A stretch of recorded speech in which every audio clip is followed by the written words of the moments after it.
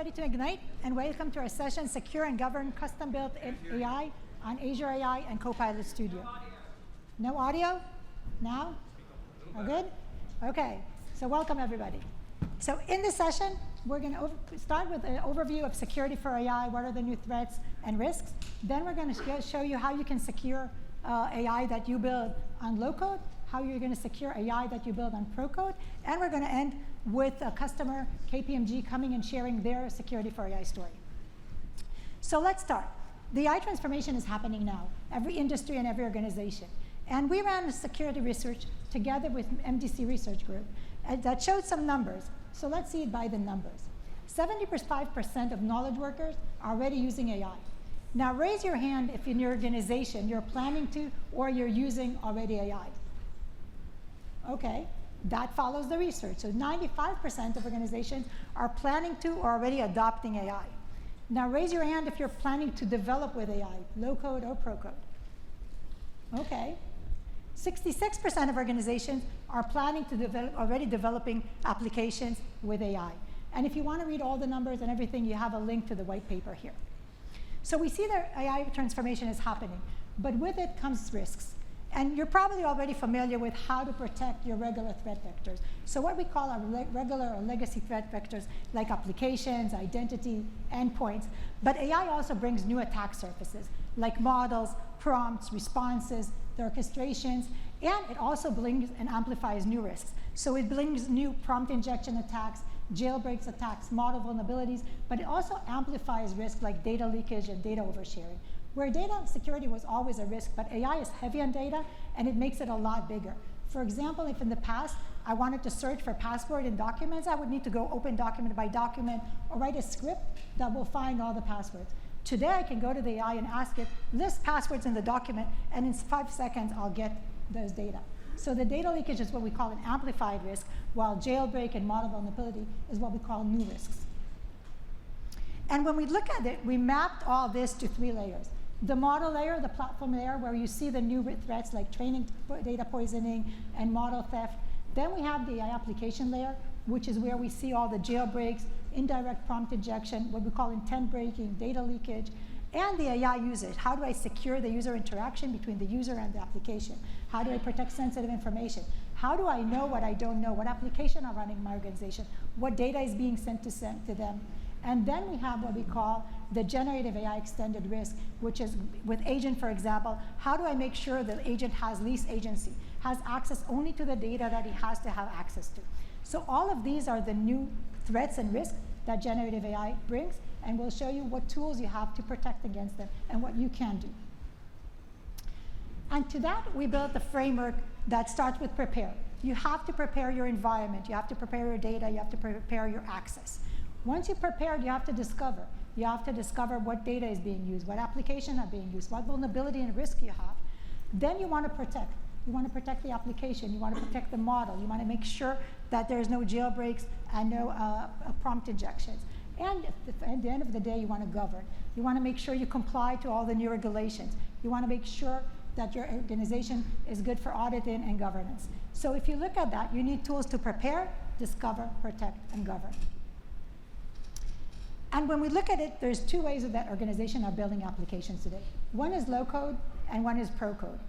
And when we look at low code, there are thousands of apps being built today by low code. It's really easy to build them. It's rapid time to solution. You get a fully managed stack. You can connect it to all kinds of data and stuff like that. And you can do that with Copilot Studio. Then, if you want to do a pro code, let's say you want full control and customization. You want to integrate it with GitHub or your other Visual Studio or other development tools. Then you'll choose Azure AI and pro code. And today we're going to see how you can secure the low code and the pro code. And I'd like to invite Shilpa to share how to secure pro code in your organization. Low code, sorry about that. How to secure low code in your organization. Thank you, Shilpa. Thank you, Neta. Hello, everyone. Welcome to Ignite. I'm Shilpa Ranganathan, and I'm super excited to share with you the latest updates to Microsoft Purview, especially as it pertains to securing and governing your custom-built agents. All right, so let's take a step back. I mean, Everybody is building AI apps and agents these days, and why not? That is the best way for anybody to harness your own enterprise data and use it for your employees as well as for your customers' good. But can you imagine when you democratize the creation of these agents? I'm just somebody from a sales organization or an HR organization, and here I'm trying to create these agents. I need to know, okay, is this LLM good? Should I use this? How should I tune it? More importantly, I'm using it against my organizational data. What if it leaks? What happens to it? I might not even have that mindset, leave alone the expertise and the tools needed to secure and govern. On the flip side, can you imagine with these so many AI apps and agents getting developed? Can you imagine anybody in the enterprise adopting this widely if it did not have the right security controls built in? And that's exactly what's slowing down both citizen developer velocity as well as enterprise adoption velocity. But just imagine every single agent that you build comes built in with enterprise-grade data security, governance, and compliance from the day it was given birth to. How cool would that be?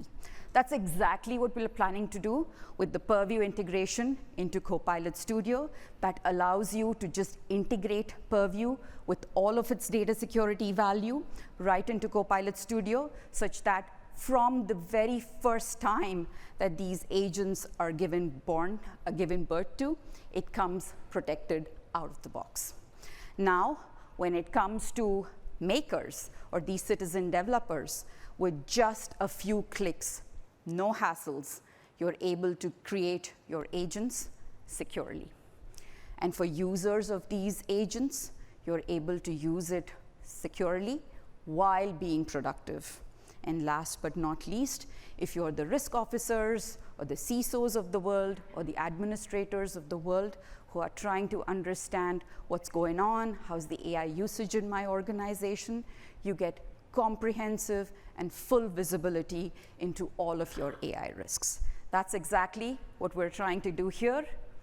And with that, I am super excited to announce today the first one, which is data security posture management for AI.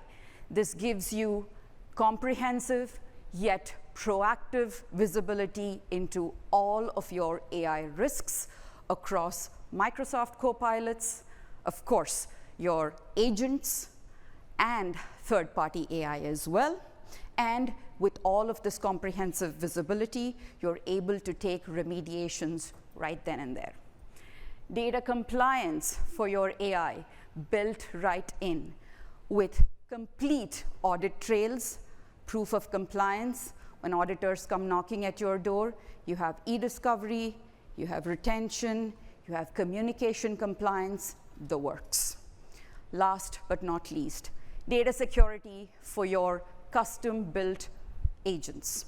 This is all about honoring the protections that are offered on your data, making sure your agents also honor the same, and insider risk management. With that, I'm happy to jump into demo. Give me a second, I'll just orient myself here.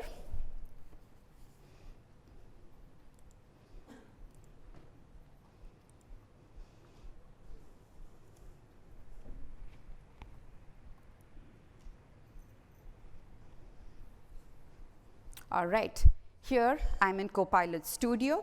I've created my agent already. And I'm just going to very quickly show you what are the security settings that come along with it.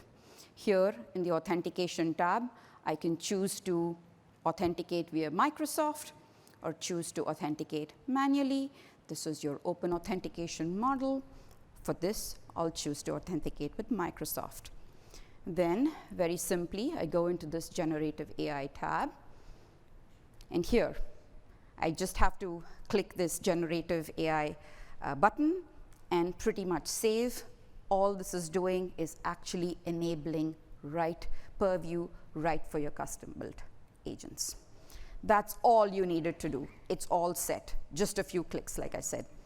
I've also associated it with my knowledge source. Here I'm pointing it to some of my SharePoint sites in my organization. And then now let's go and quickly test this out.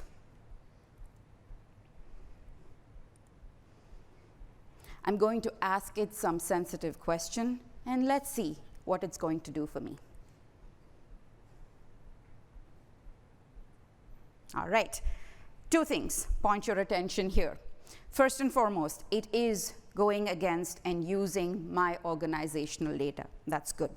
Let me point you to here, what's going on with your custom-built agent. Here, when I ask it a sensitive question, it goes back and returns to me a few references from which the summary was created. I can see that some of this is highly confidential. This has a label associated with it. It's already giving me the awareness that the data is confidential. It's also giving me awareness that some of the data is not confidential. And if you see, it is actually inheriting the most restrictive label here, such that your summary, which is your AI-generated content, is also protected henceforward. So this is how, as your end users are utilizing these agents, they are not only productive, but also staying secure. And with this, they're actually preventing oversharing and data leakages in your organizations. With that, I'll switch gears and also show you some of the administrative experiences. Here, this is your data security posture management. This is your one-stop shop for everything to do with AI usage risks in your organization. You can see we give you some out-of-the-box reports that help you understand what are the AI interactions going on. Let's take a look. Here, you'll be able to see all of the sensitive interactions per AI. What we're doing here is the first things are, hey, who's saying what with AI? What are some of these sensitive interactions that are happening with AI? And this is done across all AI, be it Microsoft Copilots, your Copilots agents, and or third-party AI like ChatGPT. What we're doing here is we're taking all of the best-in-class classifiers that Purview offers, intersecting it with the signals, and giving you these out-of-box reports that execute against your AI prompts, responses, and processing. Beyond your sensitive data interactions, we'll tell you what kind of sensitive interactions per department against what AI app is going on here. Next, you'd want to know what kind of risky insights are going on, which is insiders in your organization who are extremely risky. What kind of AI are they using? What kind of information are they sharing with that AI? And last but not least, you're going to look at unethical AI interactions. These are things that you do never want to share with AI. You might be asking it some manipulative questions, etc. All of that information is tracked here for all of your AI. Even jailbreak information is here. So let me click into that, look at the details here, and right from here you can see it has flagged some details for me. I can go into the details here, and it's giving me a full view of the AI prompt and response that actually triggered this violation. It's telling me this is why this was triggered. Of course, all of this I can see only if I have the right permissions in my organization to see the AI prompts and responses. But this is how overall now Purview built into Copilot Studio for the makers makes it super easy for all of your agents to get data security built in. For the users, be productive and secure. And then for all of your administrators, it gives you a full comprehensive view of your AI usage in your organization. With that, I'll hand it over to you, Neta. Thank you. Thank you, Shilpa.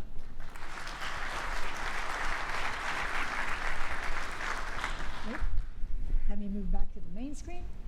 Perfect. So you saw how amazingly we can secure our low code. And we're now going to look into how we can secure our pro code.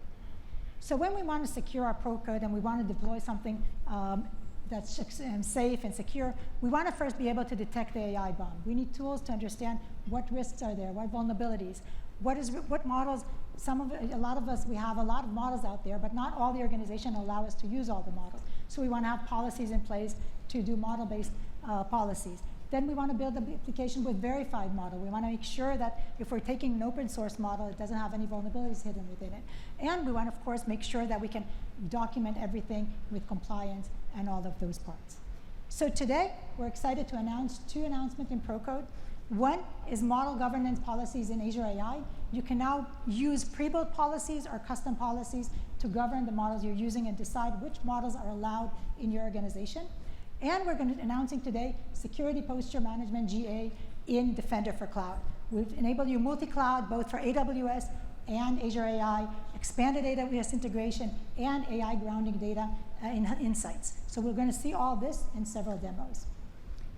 So let's look into the model policies. In Azure AI Foundry today, you can decide which models you want to use. For example, I can decide from the catalog that I want to use only GPT-4 and GPT-4 Mini in my organization.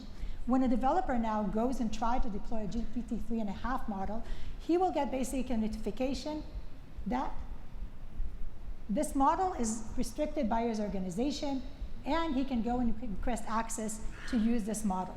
So we heard from all our customers saying, oh, it's so great that you have 1800 models in your catalog.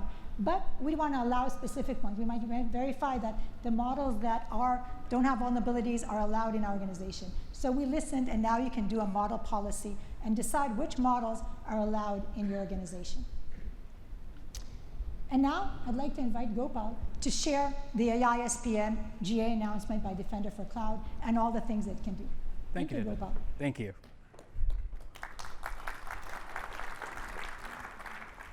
Good afternoon. My name is Gopal Shankar, and I'm from the Microsoft Defender for Cloud product engineering team. I'm going to talk about Microsoft Defender for Cloud. I'm going to talk about the innovations that we have to help you discover the new AI attack surfaces, from code to runtime, and also from protecting your enterprise AI applications from emerging threats. So the potential attack techniques targeting the AI applications do not revolve around the application alone, but also around the model, including the application as well as the training and grounding data that it can leverage. So one of the emerging attacks that we see on the enterprise-built AI applications is the jailbreak attacks, which I will demonstrate in a bit, with the intent to actually alter the whole the design purpose of the model so that it can access sensitive data or steal credentials. Now let me demonstrate how Microsoft Defender for Cloud can help you identify the new attack surfaces and secure enterprise-built AI applications from emerging threats in runtime. So AI security posture management helps security admins to continuously discover and create an inventory of their organization's AI services. As a security admin, you can actually explore your AI workloads by building your own queries in the Cloud Security Explorer to discover all the AI services and models used across Azure OpenAI, Azure ML, and Amazon Bedrock, including information about models, or AI orchestration, plugins, and the sensitive data it's using for the grounding and fine-tuning of large language models. Security admins can also use the built-in templates in Cloud Security Explorer to discover the AI services. For example, in this template, I can actually see,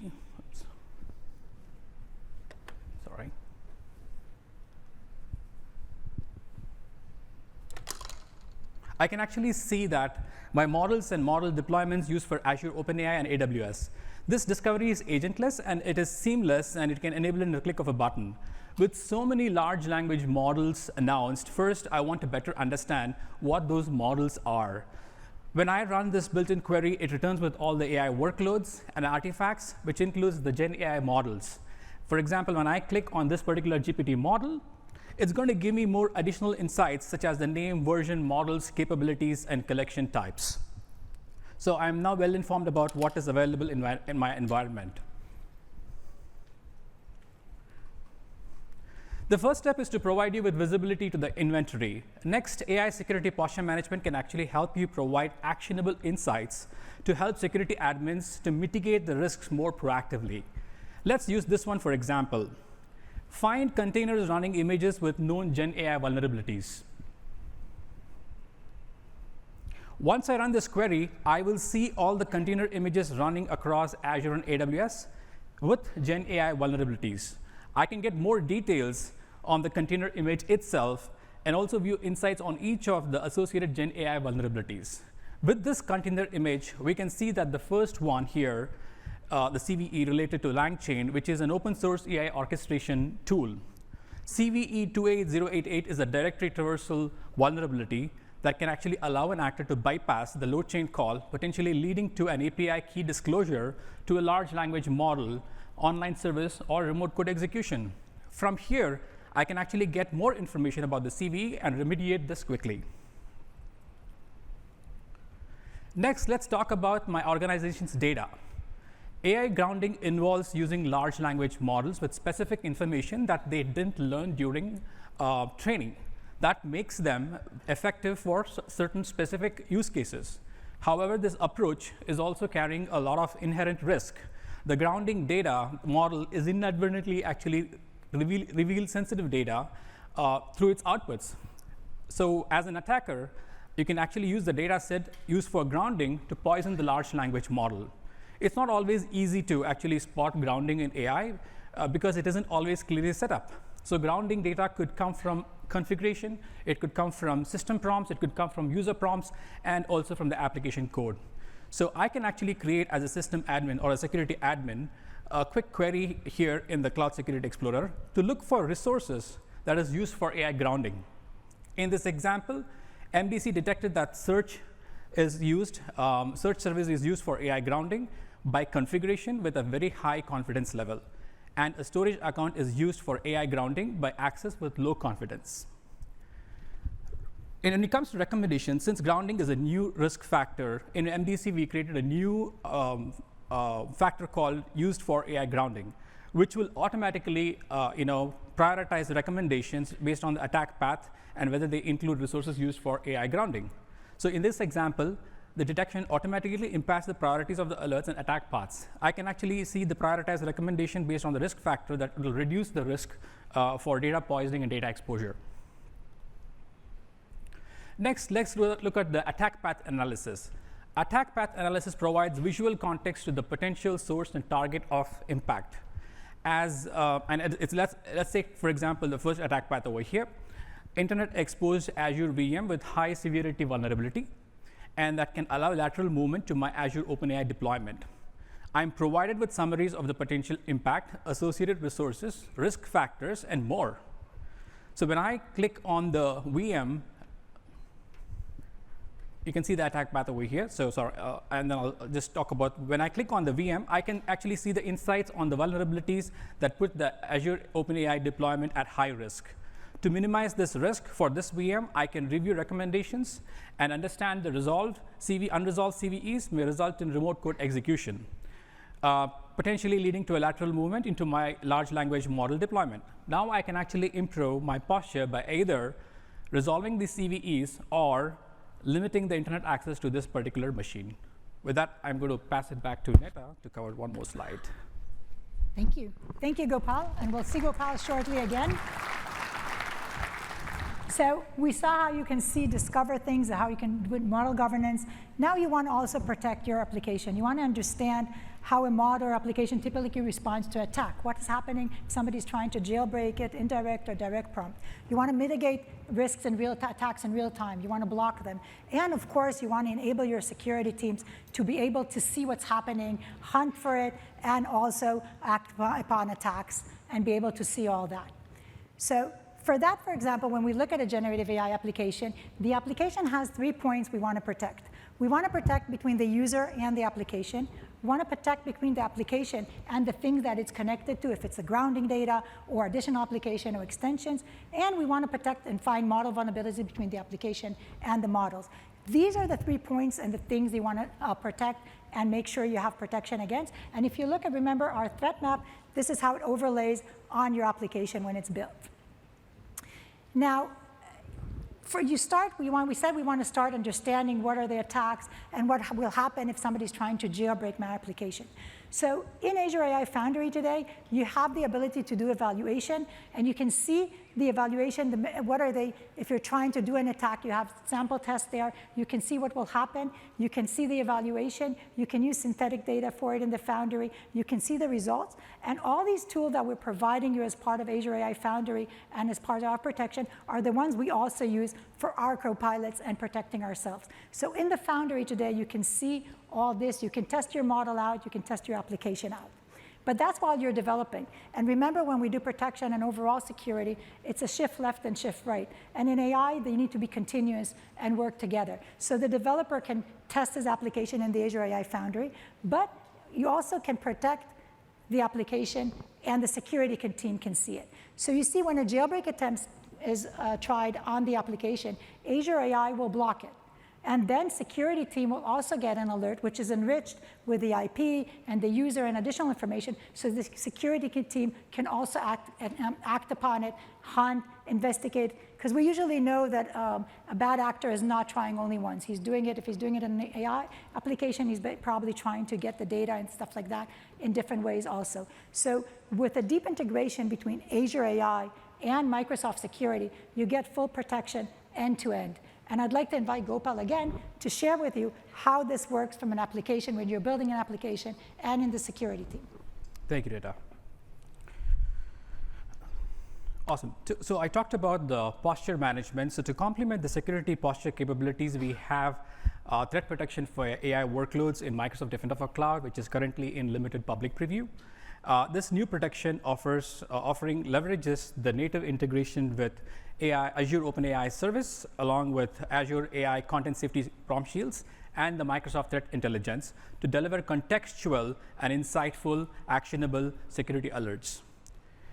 In this example over here, we can see that the user session on the Contoso Hotels GenAI app, where as a malicious actor, I can attempt to jailbreak the app to gain access to some credit card information. Luckily, because the deployment is configured with baseline protection through the built-in Azure AI Content Safety Prompt Shields, the response is blocked, thereby preventing the attack. However, this is just one session, and we know malicious actors don't just strike once. So now, as a Contoso Hotels SOC analyst, with the new AI workload protection in Defender for Cloud, I'll receive the alerts, blocked jailbreak attempts, and sensitive data exposure. With Defender for Cloud's integration with Microsoft XDR, I can centralize all my AI workloads alerts to start investigation and response, which help me to track down the actor, understand the blast radius, and also remediate anything that may have been impacted. So I can actually let me go to this next click here, and I can view the incident impacting my AI workloads involving privilege escalation. The attack story shows associated alerts, including the jailbreak attempt that we just saw. I can dig into it and see what really happened. The alert shows an attempt of jailbreak attack with session of this model deployment, and it was blocked. And I can see the details, more information such as model deployment, model version, review the investigation, and also understand what are the potential causes. Within the related activities, I can also see the suspicious prompt that triggered the alert. From here, I can continue to dig further and understand more about the context and what actually triggered this alert. I can also see the incident was related to a sensitive data exposure, and it resulted in a jailbreak attempt. Here again, I view the activities such as investigation steps and potential causes and related activities regarding this incident. I can now investigate this further in the Microsoft Defender for Cloud portal.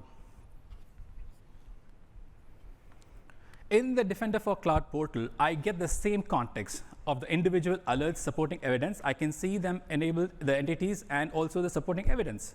I can also view the actions that I need to take further to mitigate this threat. I can prevent future attacks on this specific resource by following the built-in recommendations and implementing best security practices. I can also trigger a logic app to automatically respond to the security alert. With integrated posture management recommendations in threat protection alerts, resource owners can now have a holistic view of this resource health and gaps in their security best practices related to their active alerts.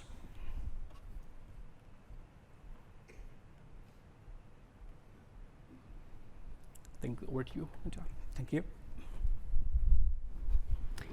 So we saw how you protect low-code applications. Shilpa shared an amazing demo on how you can secure and govern your AI on Copilot Studio.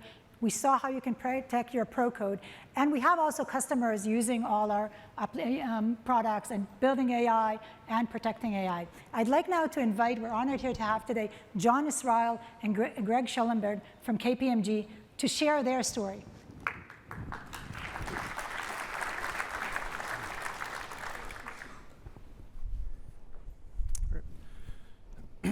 Good afternoon. Hey, thanks for everybody being here today.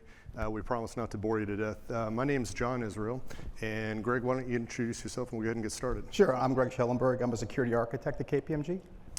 All right, so I recently, as of Friday, I was a CISO for KPMG US. As of Monday of this week, I'm now the global person that's leading our efforts in data and AI security. And one of the questions that I've gotten from a lot of people is, what's the difference, right? What is special, what's unique about that experience, and potentially what are the intersections there? I think that the best way to start is a little bit of the why behind the what.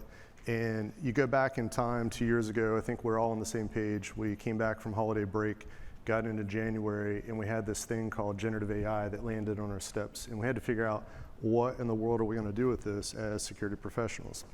And within KPMG, we started a multidisciplinary team and looked at this, and have been really fortunate to work with a lot of amazing people like Greg, right?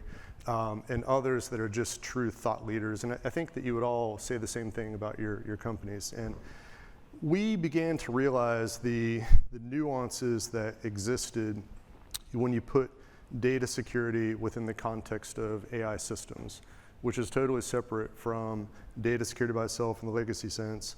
But it's also different in how we characterize AI security across the firm, which is, we designate that as the security of the system, the security from the system, and the security with AI at the end of the day. So as you look at this in the last 2 years, and I think we'd all agree that call it viscosity of data movement throughout your unstructured layer, being involved in AI systems has increased dramatically. And the traditional triad of CI and A that you look at began to be more nuanced, right? You start to look at observability, data sovereignty, accessibility, all these other things that were part of what we did, but weren't as prevalent as what they are today. And so as we began to look at those, we began to recognize the abstracted layers of complexity that existed down below that. And so we felt strongly that we needed to focus in this area.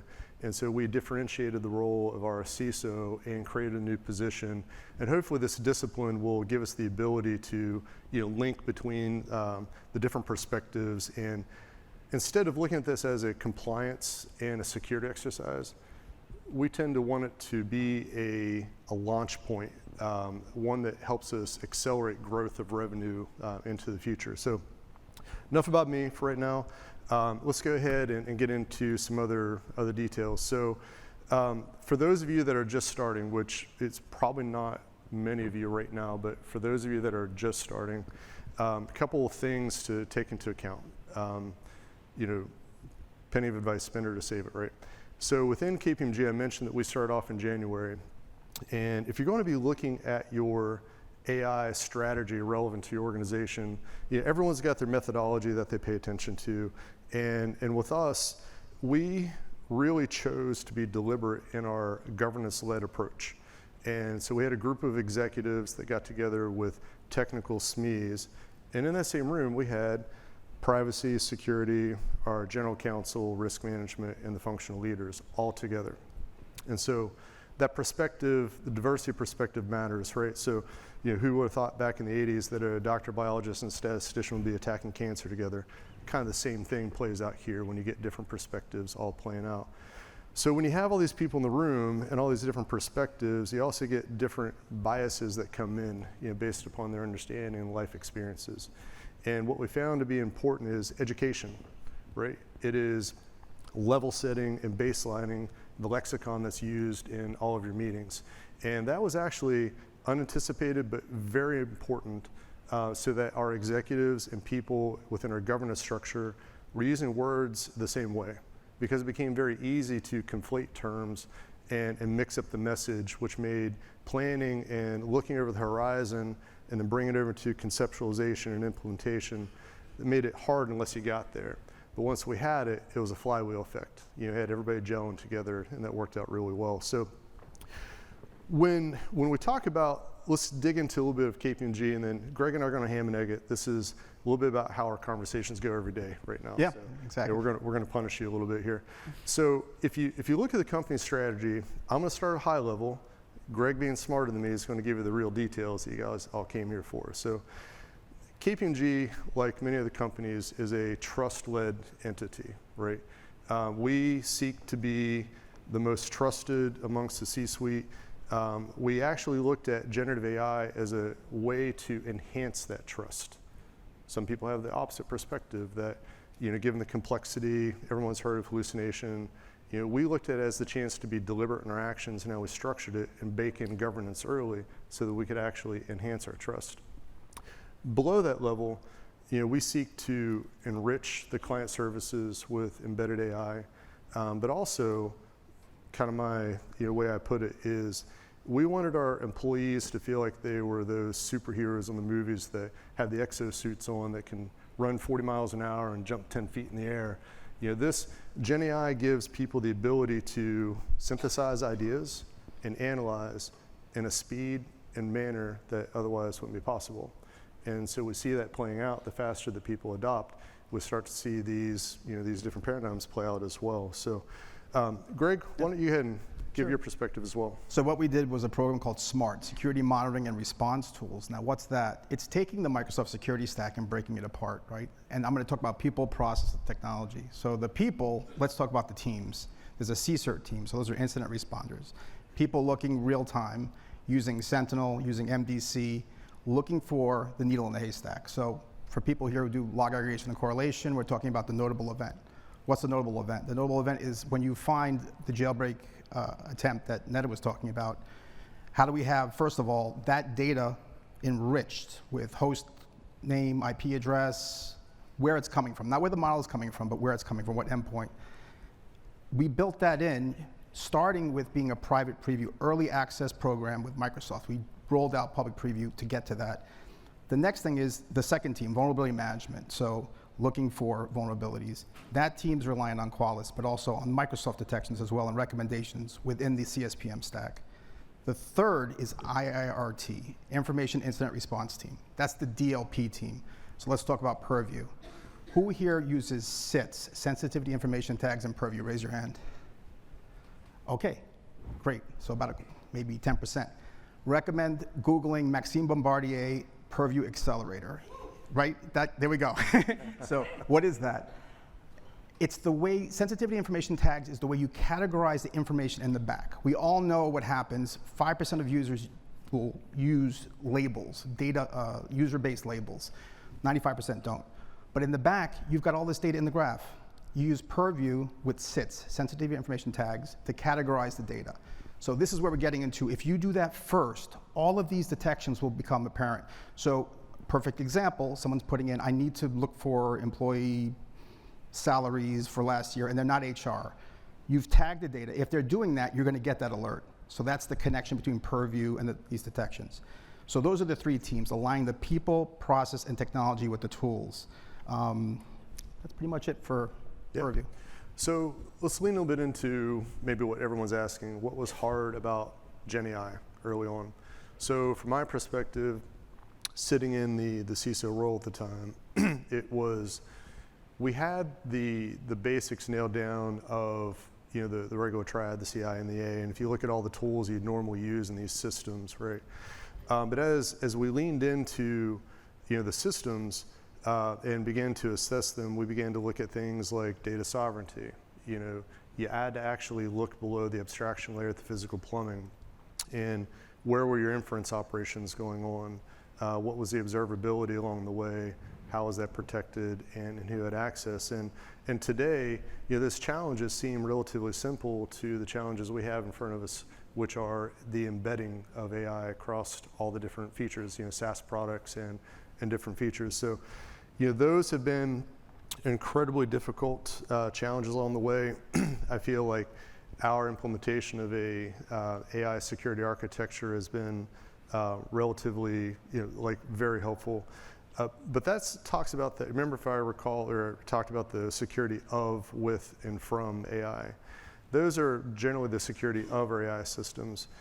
I think the security from AI is becoming an even more prevalent concern for everybody. Deepfakes, social engineering, and the use of GenAI to increase the efficacy of attacks across the board. And we've worked really hard internally to not only use tactics and techniques to be able to detect that and to put barriers and layered defenses in place, but we started our own internal AI red team, the multidisciplinary team, and that's actually been very fortunate because it started in one direction, and what we found is that it dovetailed really nicely into our trusted AI approach, and this team is contributing very significantly to some of the automated testing that goes into the production of our system cards and our ability to be transparent with our customers about what we're doing with their systems. So that parlays into a bit of the discussion about what was hard about securing AI. And Greg, again, I think you're the best person to answer this question. Yeah, I'll tell you. So one thing is models. So we're talking about, are you guys using curated models? So curious, out of this group, who's using out-of-the-box curated models? Raise your hand. Oh, curated meaning scanned already. So I'll give you an example. A group of models that are safe and you're pointing your developers towards, by a show of hands. Okay, small group.